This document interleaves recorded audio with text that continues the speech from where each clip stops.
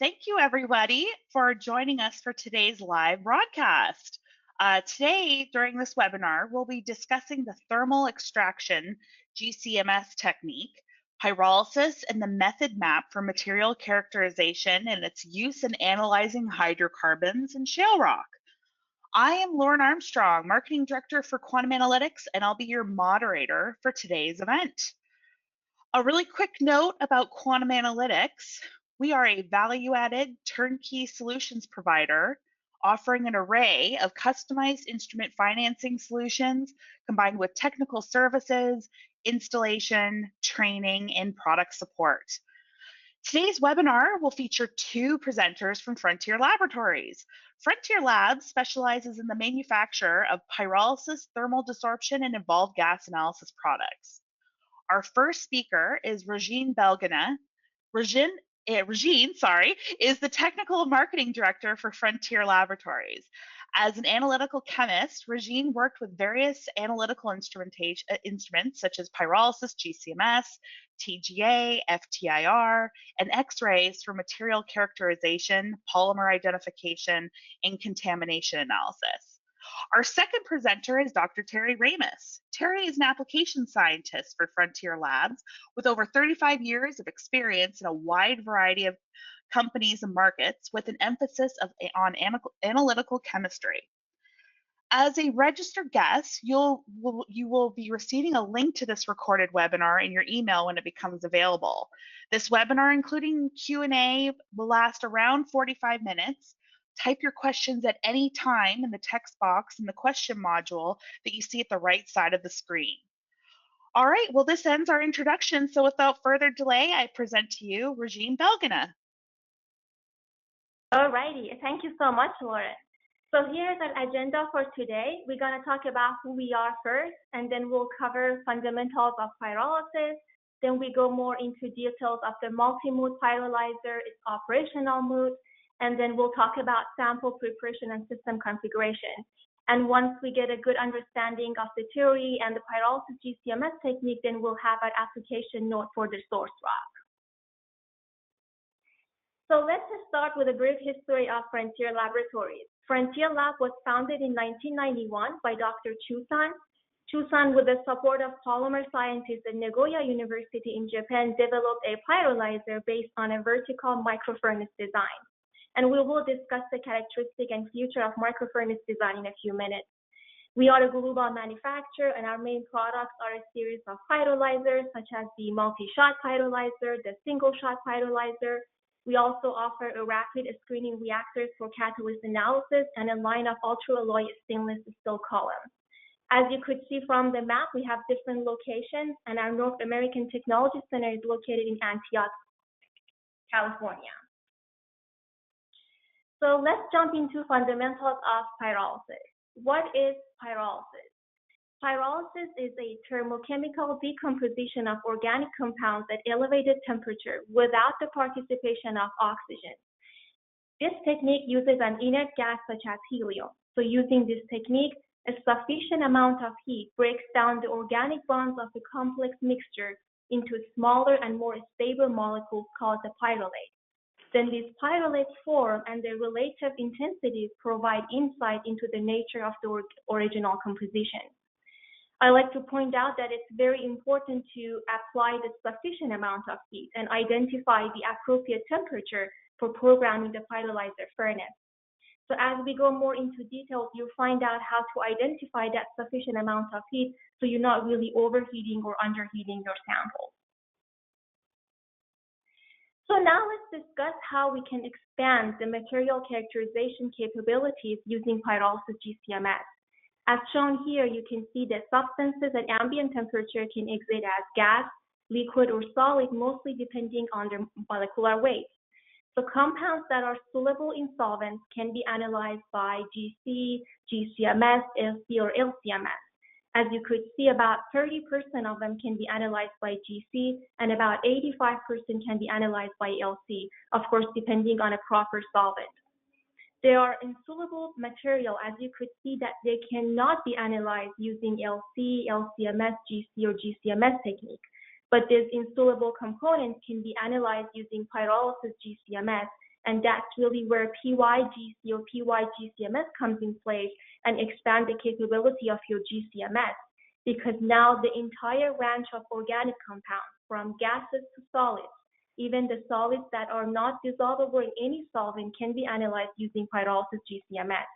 So there is no need for any solvent extraction, or there is no need to dissolve your solid sample in any type of solvent. You could just directly inject your solid sample and analyze it as is.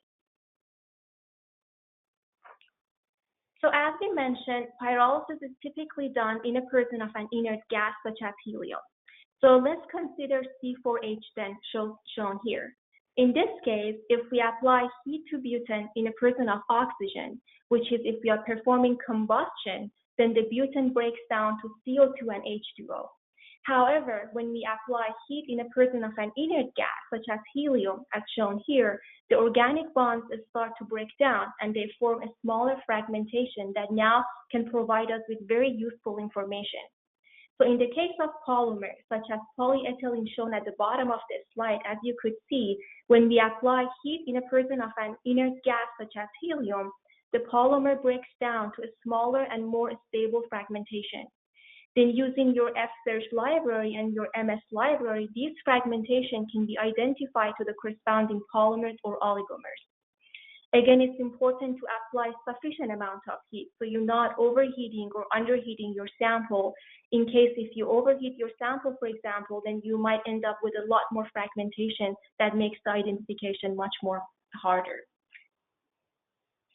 So usually polymer degrades in main categories of random scission, depolymerization, or a side group elimination. In a random scission categories, polyolefins such as polyethylene, polypropylene, and polybutylene are very good example of this case. In this case, the CC bonds start to break down and they produce fragment patterns of increasing oligomer sizes. In a depolymerization mechanism, polystyrene is a very good example, and in this case, polymer thermally degrades into its monomeric fragmentation.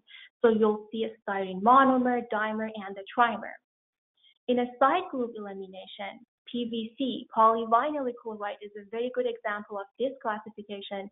In this case, the side group, such as Cl, that is attached to the side of the polymer chain, actually breaks first before the CC bonds start to break down.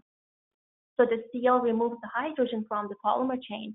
It forms an HCl and then unsaturated polyenes. These unsaturated polyenes start to form aromatic rings. So as the fragmentation, you'll notice some single aromatic rings such as benzene and then naphthalene as well.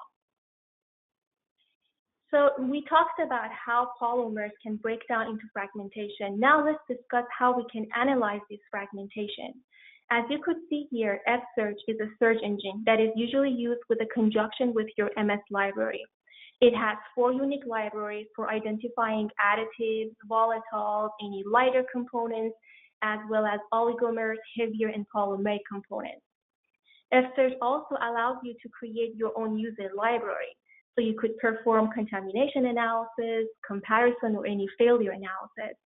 Of course, F-search has other features such as overlaying different chromatograms. You could extract different M over Z ions, and also you could perform integrated sum analysis.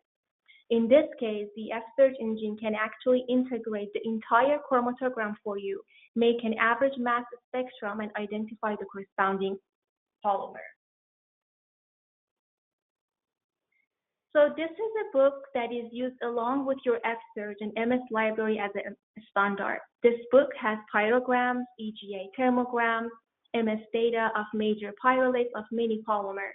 So it has a lot of detailed information about the peak assignment table and the EGA of each polymer. So now let's take a look at some example of this book. For example, this is a PYGCMS, a flash pyrolysis for polyethylene that we just talked about that goes through a random scission. In this case, we did a pyrolysis temperature at 600 degrees Celsius. So in the book, you can see the pyrogram and as well as the average mass spectrum as shown here, plus the EGA. From the EGA thermogram, which provides very critical information, you can actually see how heavy or how light your polymer is. So you are figuring out, you're identifying that optimal temperature to program your furnace. The book, as you can also see, it has the fragmentation of the polymer. This is another example of the book, and as we talked about for polystyrene and how it goes through a depolymerization mechanism. In the book, you can see the assignment of the main peaks as well as the fragmentation. So you could see the styrene monomer, dimer, trimer, and the other fragmentation of the polymer. And then lastly, I wanted to show you guys the side group elimination example for the PVC from the book.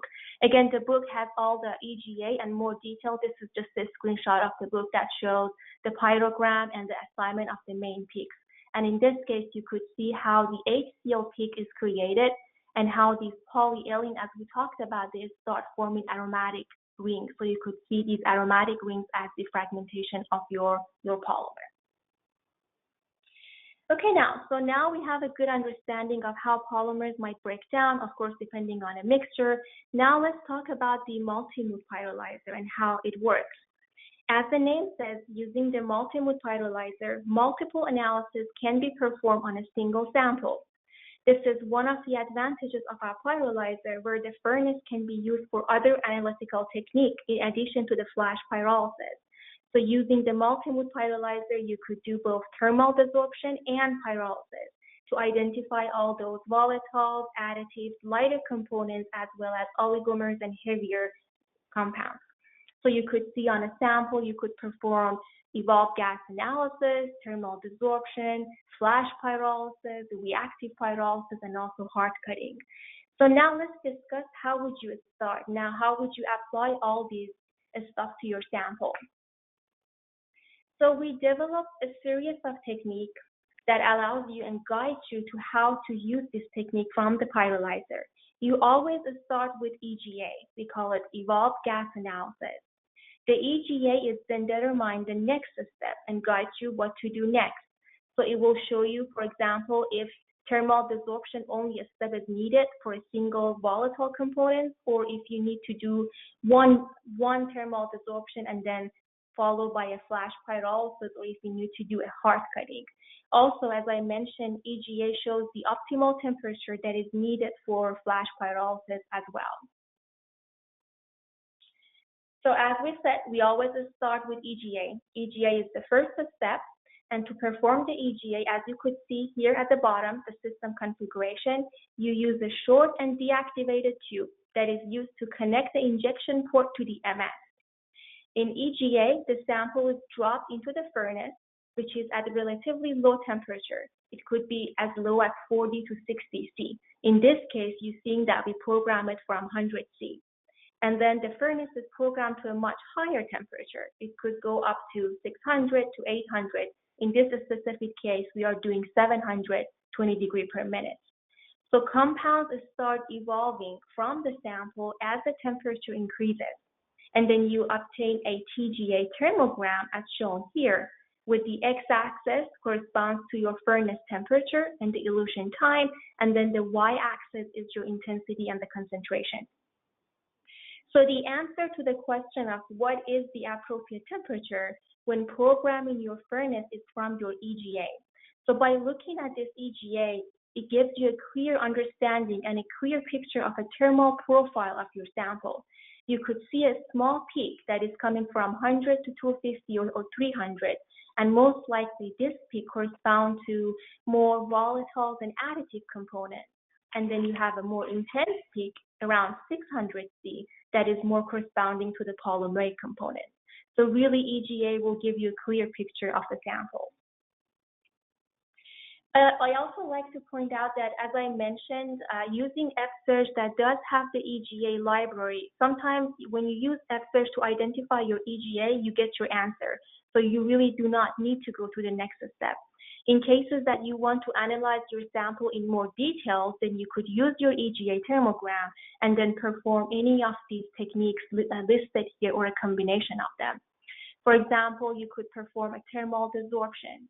And as we all know, in this case, you are going after and analyzing all the additives and volatile components. But the key point here is, instead of performing solvent extraction, you're actually thermally extracting all the additives and volatiles from the mixture from your sample. or you could perform a flash pyrolysis, as shown here on the figure on the left side. We also call flash pyrolysis single-shot GCMS. And the reason for it is because you're performing only one analysis on your sample. Typically, this is done for polymer identification. You program your furnace at a very high temperature, such as 600, 700 C, and you obtain one GCMS chromatogram that is the combination of all the additives, volatiles, and the polymers in one GCMS1. So this is the flash pyrolysis. And a lot of older fashioned pyrolyzers have the capability of doing flash pyrolysis only. Now you could do a double shot GCMS as well. As the name says, double shot means that you are performing two analyses on a single sample. So instead of having just one GCMS1, such as single shot analysis, now you're obtaining two separate chromatograms.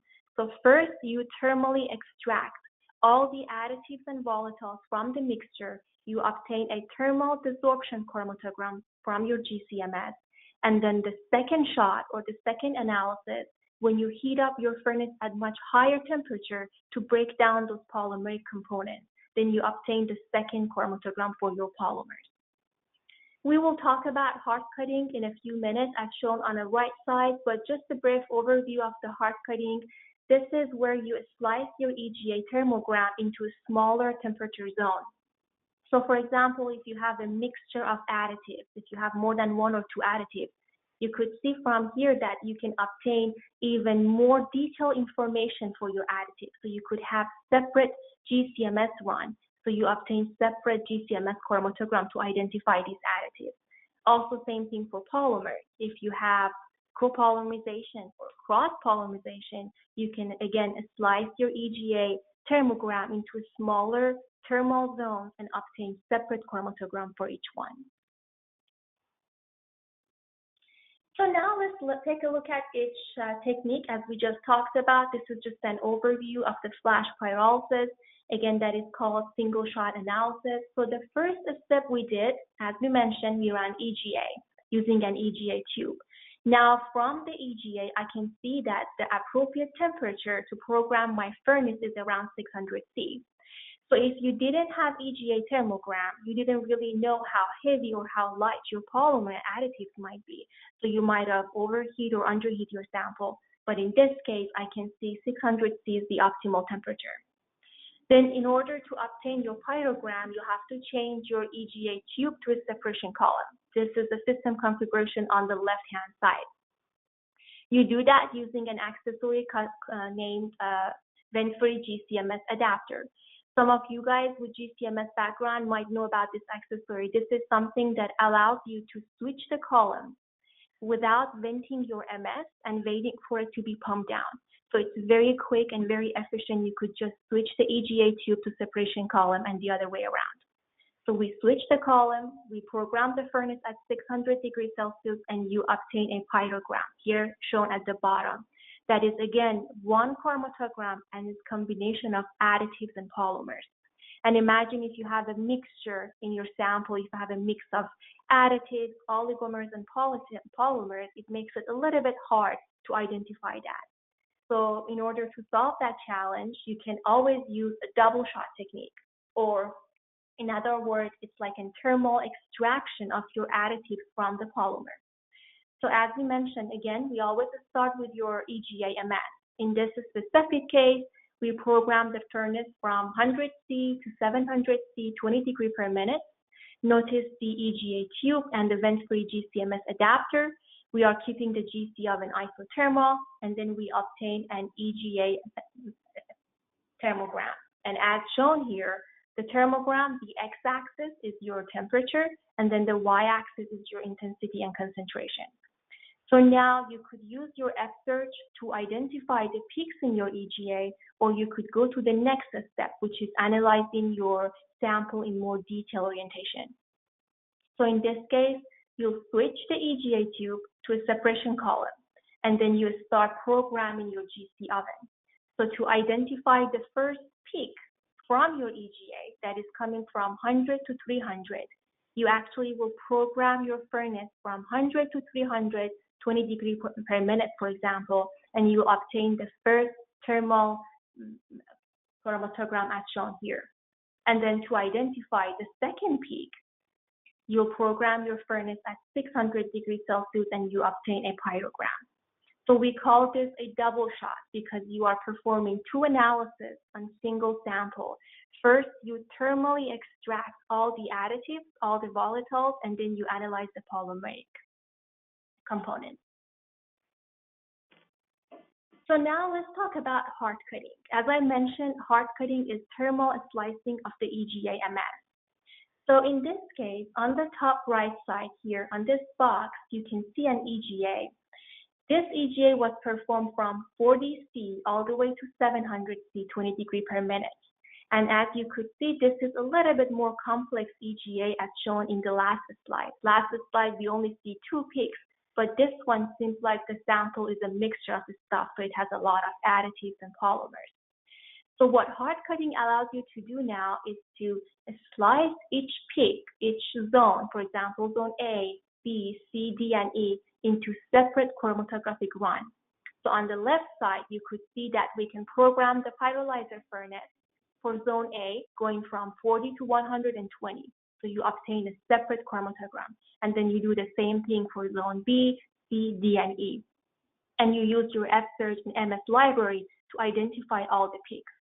So in this example, if we look closely, you could see that zone A, B, and C most likely corresponds to those lighter and additive components that you're thermally extracting. And then zone D and E, it's your polymeric. But the advantage is now you're separating and you're able to identify acrylic polymer and also the other polymer from your zone E. One thing I like to point out here is the selective sampler. This is an accessory that is used whenever you are doing hard cutting.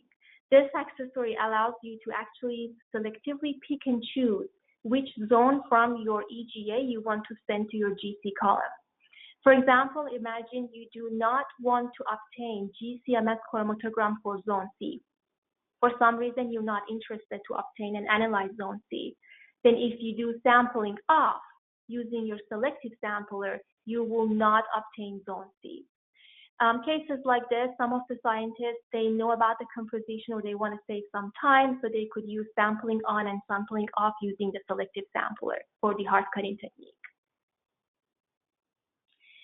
Sample preparation, as we just mentioned, it's very straightforward, very efficient, depending on the type of the sample you have. If you have a liquid, if you have a solid, semi-liquid, you use a appropriate sampling tool. You place it in a sample cup as shown here. There is no need for any solvent extraction or dissolving your solid sample in any solvent because you could just analyze the solid as is. When it comes to the amount of the sample that you could put in your cup, it really depends on the application and if you're trying to do a bulk analysis for pyrolysis or if you're going only after volatiles and additives. So this is the system configuration for pyrolysis GCMS. As you could see, number 2, it's the pyrolyzer furnace that is directly connected to your GC inlet. So there is no transfer line. There is no chance for evaporation or contamination. Number 1 is your auto shot sampler. This automates the process. So if you're doing hard cutting, if you're analyzing a sample with 8 or 7 hard cut techniques, the auto shot actually automates the process for you. You could also see the GC column, of course, and then the vent-free GCMS adapter. This is something that allows you to switch the columns without having to vent your MS. We also talked about selective sampler a little bit. One thing I wanted to point out is number 4 is the microjet Cairo trap. This is something that when you try to analyze very volatile and additive components, you could use this microjet Cairo trap. This is at the head of your GC column. It uses liquid nitrogen and it will trap and focus all those volatile components for you. So especially if you're doing any type of quantitative work on reactive monomers such as styrene, divinyl benzene, cyclophenodiene, this will trap and hold those styrenes and reactive monomers for you at the head of the GC column. And of course, we talked about F-Search. and how esters really can be used to identify all the fragmentations, all the volatiles in your sample. So now let's quickly look at how the pyrolyzer functions. So the sample introduction is instantaneous. The sample is placed in a sample cup and is held in an ambient temperature in helium. The microfurnace is then preheated to the desired temperature, and that temperature is precisely measured with a couple sensor. The sample cup then will get dropped into the pyrolyzer tube, and it pyrolytes, goes to your GC column. That is a direct connection from the pyrolyzer to your GC column.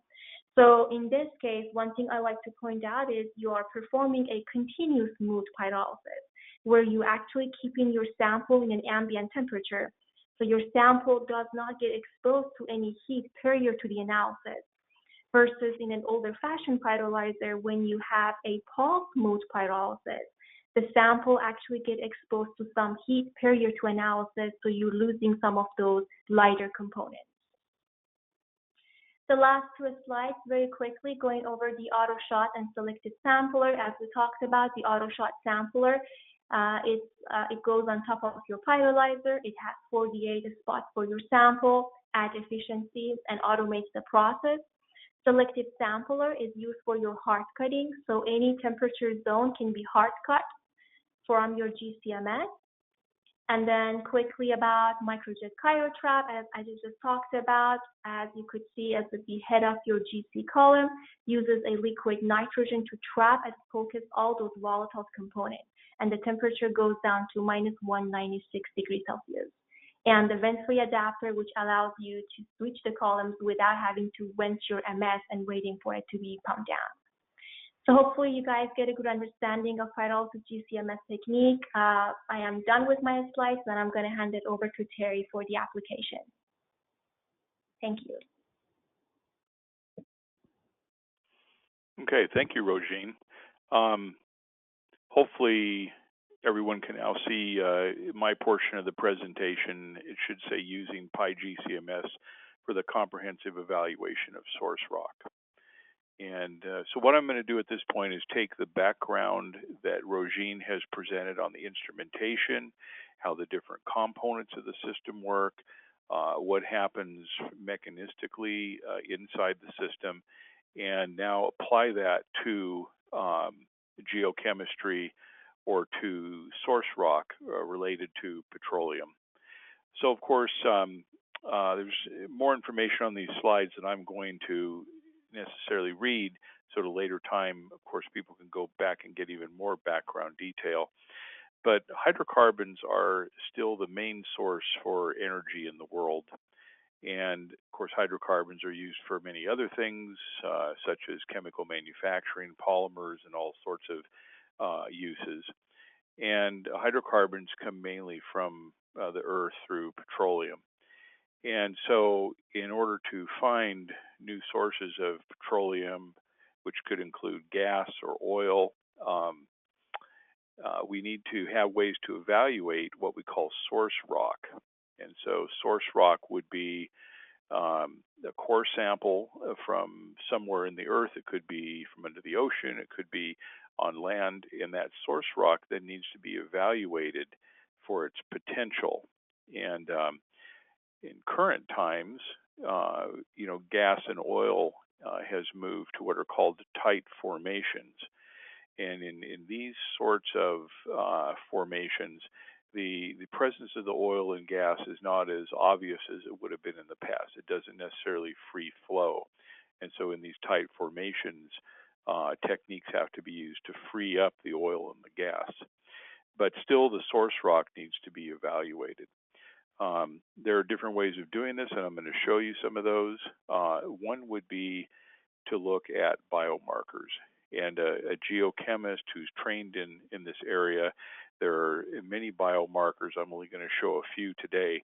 But these biomarkers are removed or released from the source rock under the presence of heat. And then the presence of these biomarkers can tell about the history, some of the history of that particular source rock. And from that history then, likelihood can be determined as to whether it may contain hydrocarbon potential. The second approach is to use a technique sometimes called rock eval. And in this technique, heat is applied in a particular way, and hydrocarbon is looked at in a very general sense in different regions, different temperature regions. And from that, again, determinations are made about the potential or the likelihood of hydrocarbon potential from that source rock. And so the rock eval tells us about the maturity of the formation. Is it high in, say, a bitumen fraction or a kerogen fraction? And how do those compare to the total organic carbon that's contained in the source rock? Both of these are lab techniques. These are not techniques that would be done in the field. So the first thing, of course, after obtaining a source rock, you have to discuss how to prepare it. And in this case, the sample would be prepared by crushing it into a powder. And that's typically done in a cryomill. So a cryomill allows you to take a solid sample and to generate a powder, but to do it at low temperature, liquid nitrogen temperatures, so that we don't lose components from the sample, so that the powder is still representative of the overall sample that we started with. And of course, the sample, the powder needs to be homogeneous. That is, a small aliquot needs to be representative of the total sample. And then a small amount of weight of this powder is put into a cup, and it's weighed so that the results can be related back to the weight of the sample. As we go through these experiments, I'm going to show three different samples. And one I have called AN, and that's a native shale source rock. The second one I've named AK, and in that case, it's a kerogen, or that is, it's an acid extract. So normally, when doing this kind of work, we need to either engage in a solvent extraction to remove organics, or an acid extraction to actually remove the rock portion. And in this case, in sample 2, leaving what's called the kerogen fraction. This can be thought of as a hydrocarbon polymeric type material that's been intercalated into the rock, so it's not easily removed. The acid extraction removes the rock and then leaves the organic kerogen fraction. And then the third sample will be a sample of bitumen. Bitumen would be more traditional petroleum that could potentially be removed by typical techniques. So those are the three samples we'll look at. And what we will have done here to generate this data is shown in the diagram, where we will have the powder crushed, placed in the cup, weighed, and then placed on the auto sampler and analyzed according to really the EGA technique is what I'll show first, and then we'll move into heart cut applications. And those are two of the modes of use that Rogine had shown earlier. So in this case, we have a comparison of an EGA. This would be very similar to a rock eval experiment. And the signal that we're looking at is the total signal, the total mass spec signal from 100 to 1,000 degrees centigrade. And if you look closely, you can see an elevated signal between 100 degrees and maybe 350 degrees. And in another example I'll show you, we'll have quite a bit of material in that early region. And then you can see between 400 and 600, there is a feature that we call S2 hydrocarbons. And that's present in both the native, in other words, the source rock itself, as well as in the second example, in the kerogen extraction. So again, the difference is that in the kerogen extraction, the source rock has been removed. Now, in the native material, you can see that we again have another feature that comes out between 700 and 800 degrees, and we indicate that this is carbon dioxide. And this is actually a source rock degradation, so the CO2 there is not related to petroleum type hydrocarbons. And so, of course, since the kerogen has been extracted from the rock, that rock portion, that CO2 feature between 7 and 800 degrees is absent. And then in addition, I have shown some zones, zone B and zone D. And so later we will do a heart cut on this sample, and we will specifically look at the speciation of the components that are coming out in zone B, and then in a subsequent run we'll look at the speciation coming out in zone D, which we expect to be mainly CO2.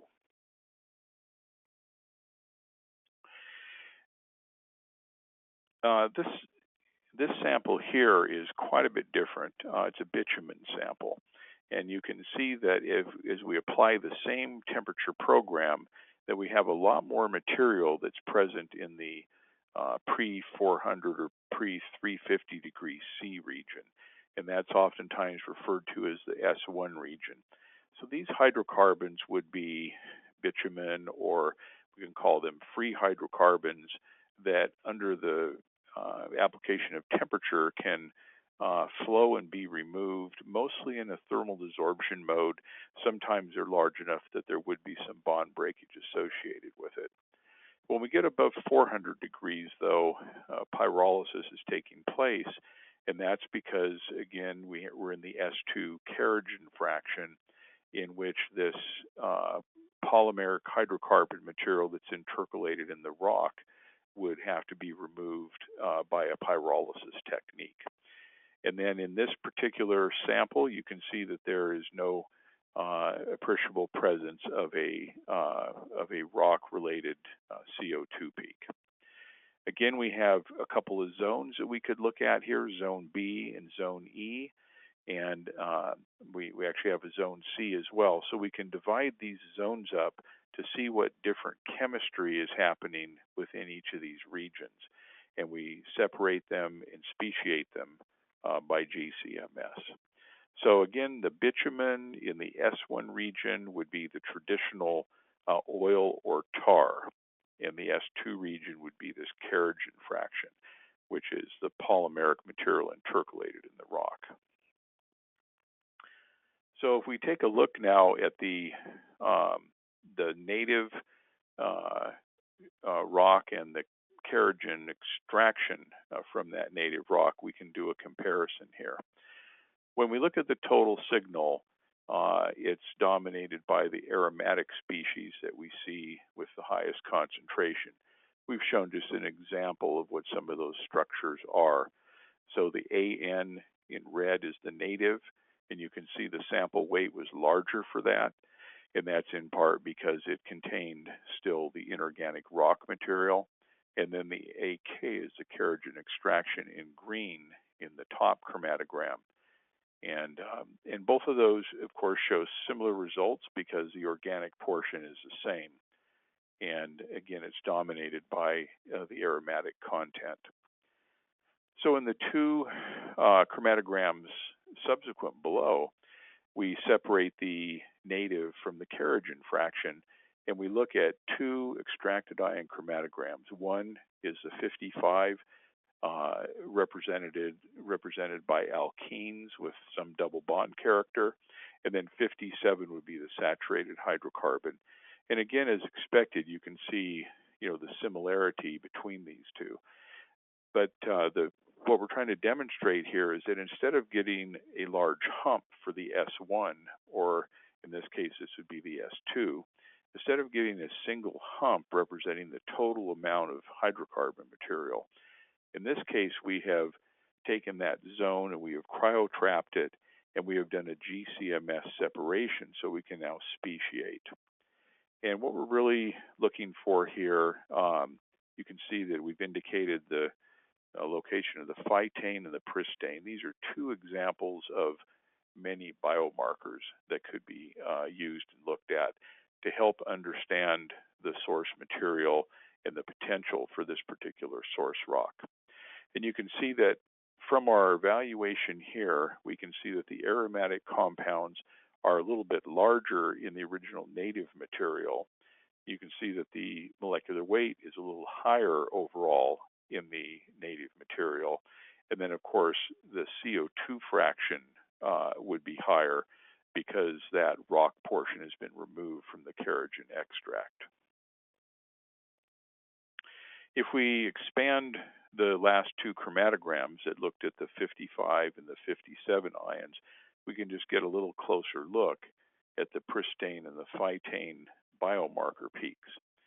And we can then again evaluate the history of the source rock and the potential, the likelihood of the potential for hydrocarbon presence in this source rock material. So the hard cut mode, and Rogine had gone over this quite a bit. We pick as many zones as we may choose, up to a total of 8. Typically, the number of zones is more between, say, 2 and 5. And some of the zones can be thrown away. That is just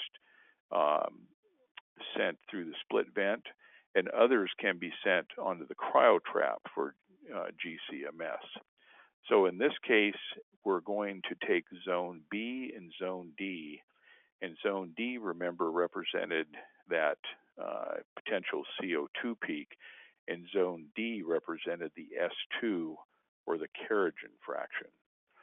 And so I have the technique written out here on the right, but we would take about 100 micrograms of organic material, place it into the cup, and we would heat the furnace up to 450, turn on the cryotrap, proceed to 520, and then we would stop the temperature progression at that point, and then we would do a GCMS separation of that S2 kerogen fraction.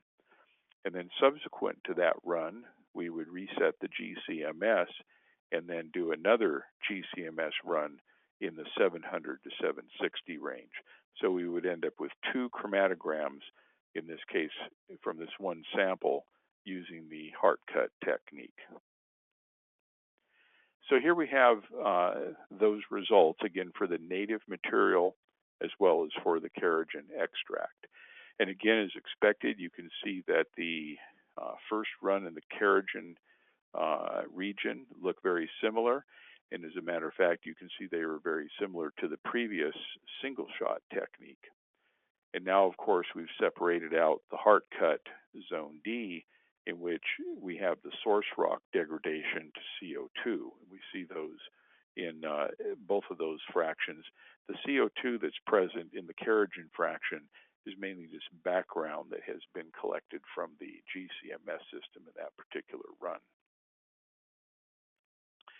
Now, when we look at the bitumen sample, and the bitumen sample, this is now just dropping the cup in at 800 degrees C, we get a fairly busy chromatogram because there's many different components present in most petroleum separations. So what we've done here is just to give an example of some of those that are present. We've identified 33 of them, and we have some of those in the next slide just to show you what they look like. And again, this would have been material from the S1 region.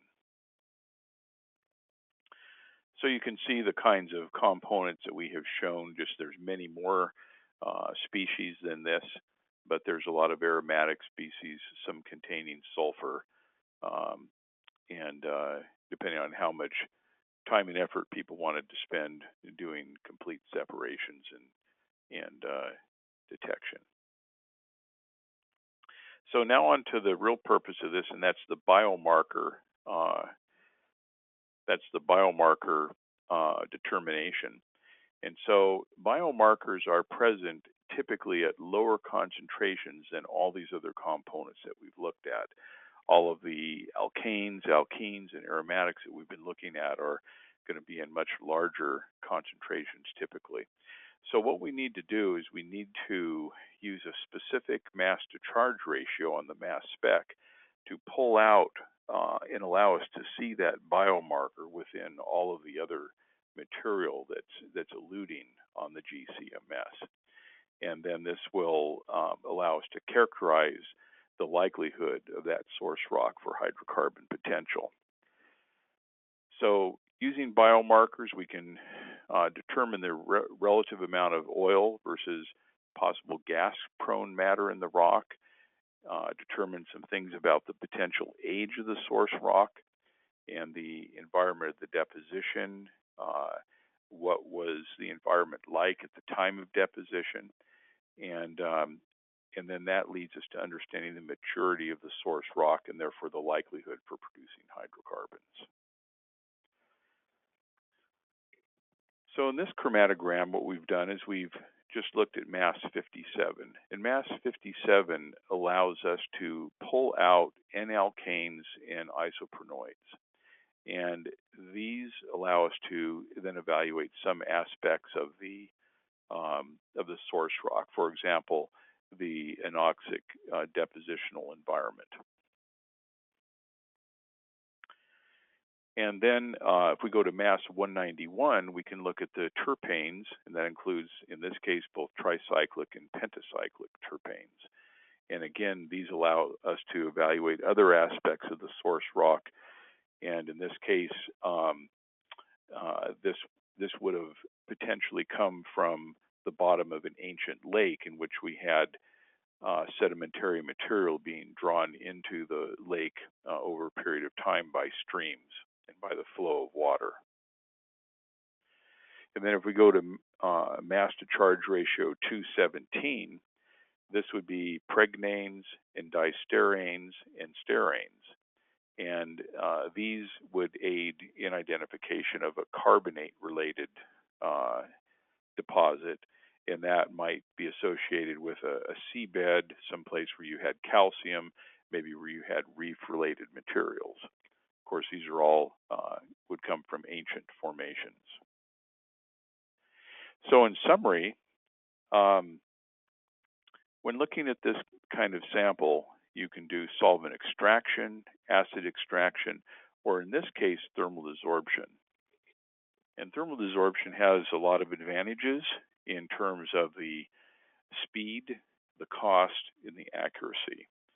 And so I mentioned some of those here: simplifying sample preparation and simplifying the accuracy of the organic determination, and then looking at precisely what some of the chemical species are through the use of heart cut, and specifically then targeting biomarkers. And then this is really an extension of performing the rock eval process, which many people are familiar with. So Lauren, that's the end of that portion of the presentation. And so we'll now go to any questions. Awesome. Thank you so much, Terry. I have a couple questions here, but before we get into that, I just want to remind everyone, if you do have a question, you can type it into the questions module at the right side of the screen. We're going to do our best to answer all the questions.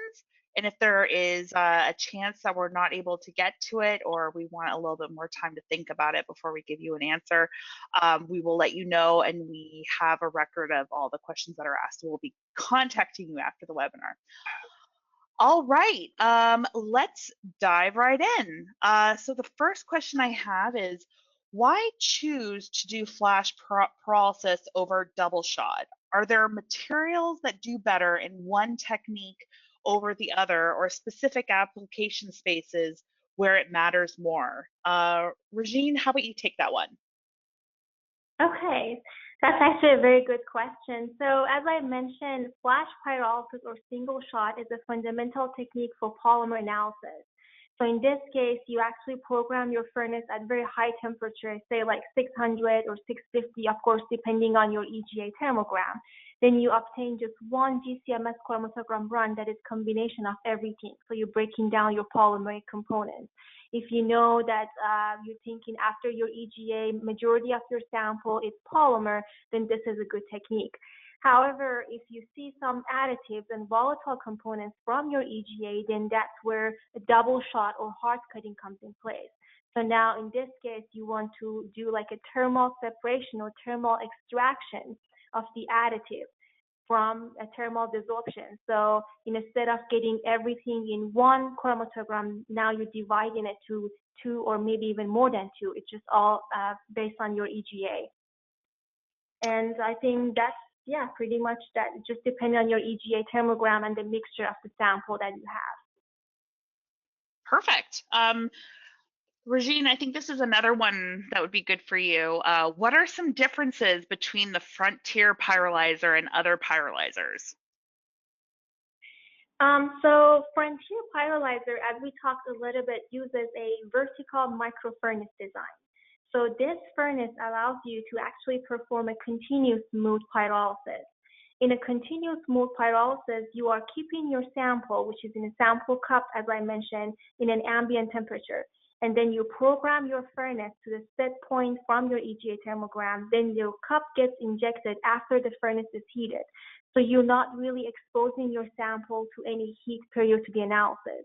But in other type of maybe like an older fashioned type pyrolyzer that are using filament type, you actually are doing a pulse mode pyrolysis, which means that your sample gets exposed to heat prior to the analysis.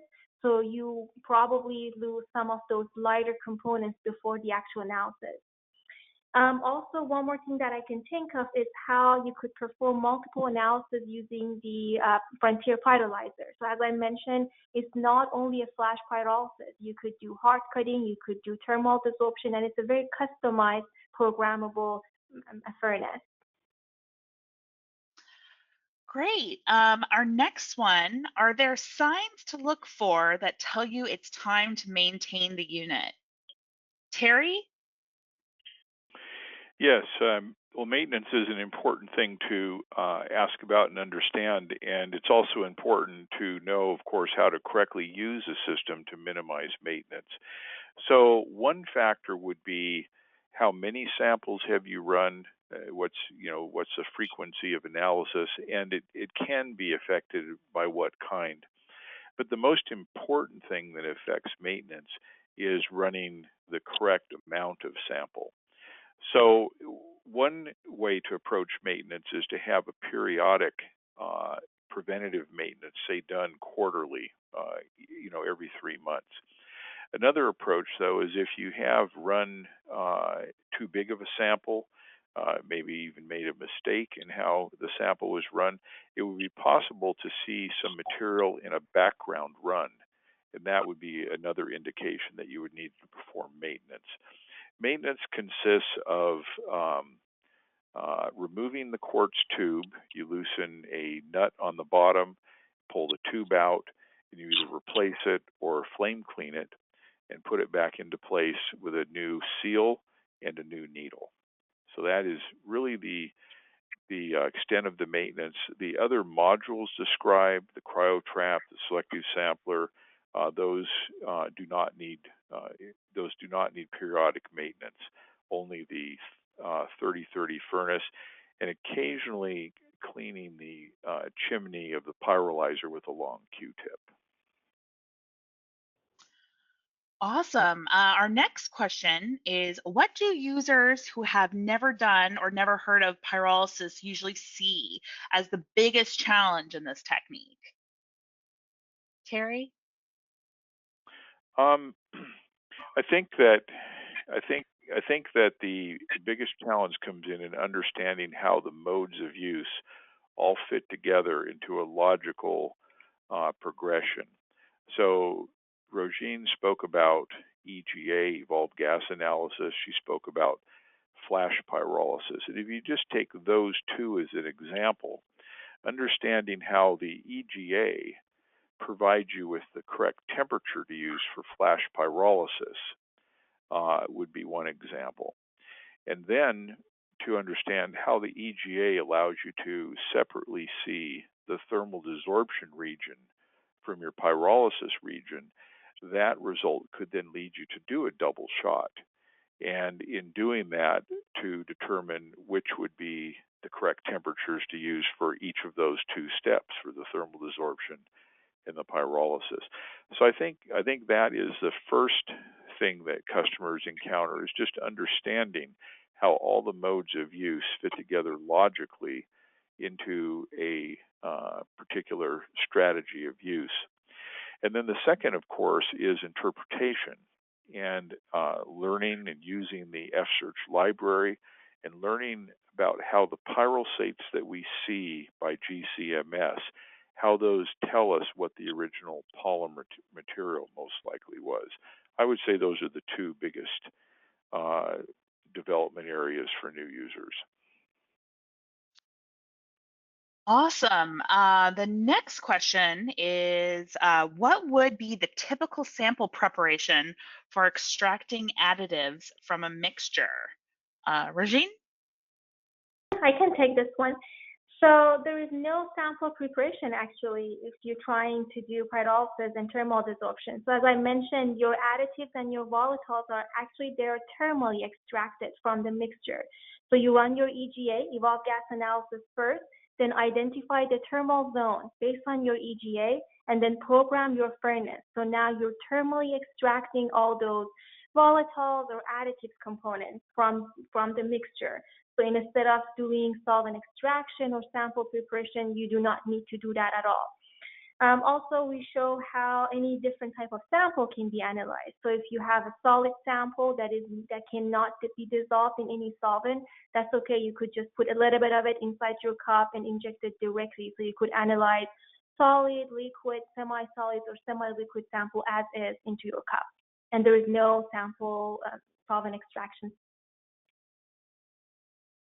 Great. And I have another question. Besides material characterization, what are some other applications of this technique?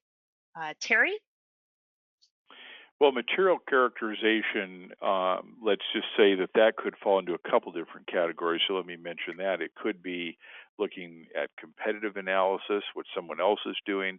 It could be following your own research and development, or it could be failure analysis, and that is understanding, um, uh, what may have gone wrong with your product in the field. So I think we should divide material characterization up into a number of different categories. But you can also use it for quantitative work, for, say, monitoring in a quality control environment, um, and understanding what monomer ratios should be, understanding what additive levels should be, or looking for contaminants that may have entered into a product or a process. Fantastic. All right, I have another one. I'm not sure who the best person to take it is, but I'll ask the question and whoever wants to answer can just kind of chime in. Does the thermal desorption also act as a concentration approach as well? Are the volatiles trapped, then released? Are they just straight eluted with heating? Well, so in an effective cryotrapping system, we are doing two things. And so one thing we're doing is we're taking components that have been um, released from a device, in this case, the Frontier pyrolyzer, but they've been released from that device over a long period of time that greatly exceed a normal chromatographic peak width. So we have to refocus that material that came out over, say, many minutes. And so that's one of the things we're doing on the liquid nitrogen cryotrap is refocusing. And we want to focus those in a narrow band so that when we release them, that they will be released in a tight band. The second part of that process, though, is the release. And there's different design strategies that different cryotraps have taken. In some cryotraps, there needs to be a large heater incorporated with the liquid nitrogen trapping so that once the liquid nitrogen is turned off, that the device can be rapidly heated up for a sharp release. And in this case, a different approach is used, and that is that the system is designed with a very low mass. So when the system is cooled, the amount of metal is extremely small and the heat capacity is very low. So therefore, when the liquid nitrogen is turned off, the convection of the oven immediately heats that device up and allows for a sharp release of the material from the focused cryotrap without the use of an auxiliary heater. In the process of trapping material over a period of time, the second thing that we do achieve is higher sensitivity or detection, because the concentration of all those materials that came out over a long period of time are now released in one short peak. So yes, we also do get improved detection limits from the concentrating effect of the cryotrap. Awesome. I'm just going to keep asking these questions because these are really good. The next question is, during EGA analysis, I believe the gas goes into the MS.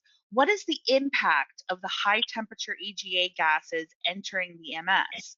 Do these remain volatile? Does this lead to a frequent source clean? The amount of material going into the mass spec would, let me say that really the very important part of that question is that you begin by having the right amount of sample in the device. Typically, it would be about 100 micrograms. And so that 100 micrograms of material is going to be released from the pyrolyzer over a period of, say, 35 minutes if you're going from 100 to 800 degrees C.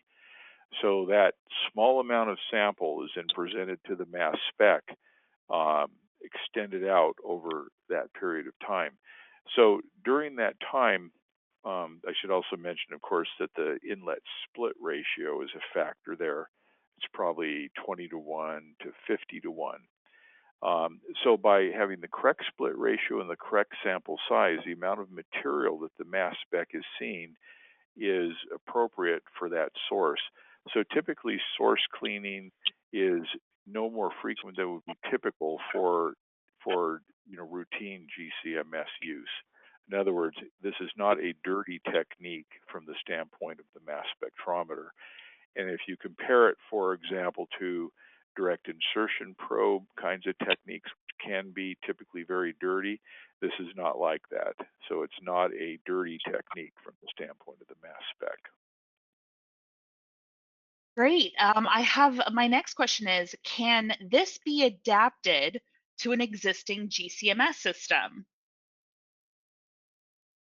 Yes, I can take this question, Lauren. Yes, the pyrolyzer can be added to your GCMS. It's compatible with a lot of different GCMSs. Of course, we need to know exactly how many inlets you have and the current system configuration on your GCMS. But the answer is yes.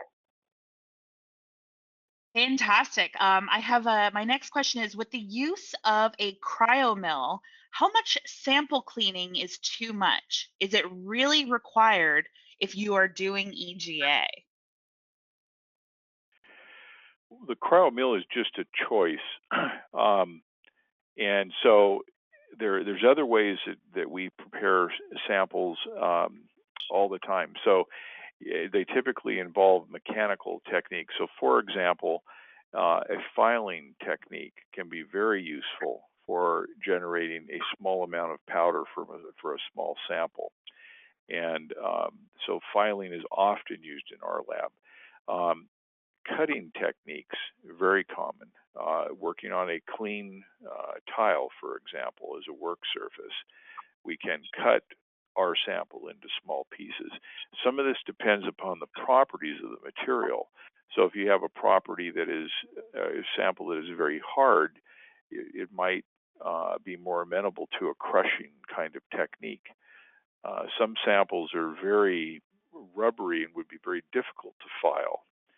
So no, the cryomill is just one example. It's probably the most elegant of any of them, and of course, the device is a little bit more expensive, but it does not have to be used. That's just one of probably a half a dozen techniques for making small pieces. The objective is to make small pieces that are representative of the sample that we can then look at.